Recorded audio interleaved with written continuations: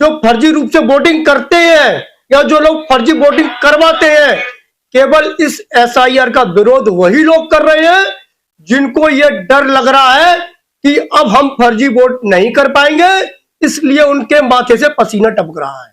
मैं सर्वप्रथम भारत के निर्वाचन आयोग को धन्यवाद देता हूं जिसने ये एसआईआर कराने का काम किया, और ये बहुत अच्छा काम है।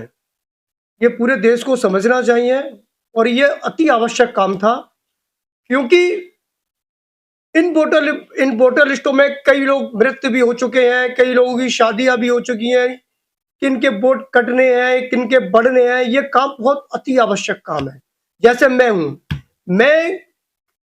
अपने वार्ड में घर घर जाकर एक एक घर पर जाके दस्तक दे रहा हूं।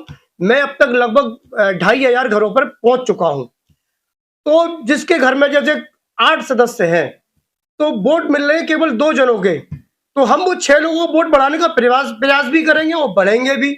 और जिनके घर में मृत्यु हो गए हैं, जैसे किसी के पिताजी के मृत्यु हो गई है, किसी के अम्मा बाबा की मृत्यु हो गई है, उनके वोट को कटवाने का भी हम काम कर रहे हैं। मतलब एक बार सारी वोटर लिस्ट रिफ्रेश, मतलब बिल्कुल शुद्धिकरण हो जाएगा वोटर लिस्टों का।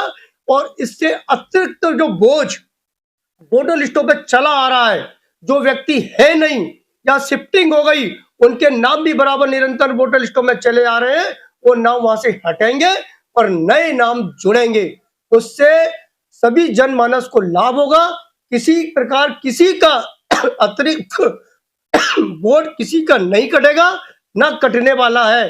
किसी भी प्रकार का कोई भयभीत ना हो। जो इस देश का नागरिक है वो इस देश का नागरिक ही रहेगा, उसका किसी भी प्रकार से कोई वोट नहीं कटेगा।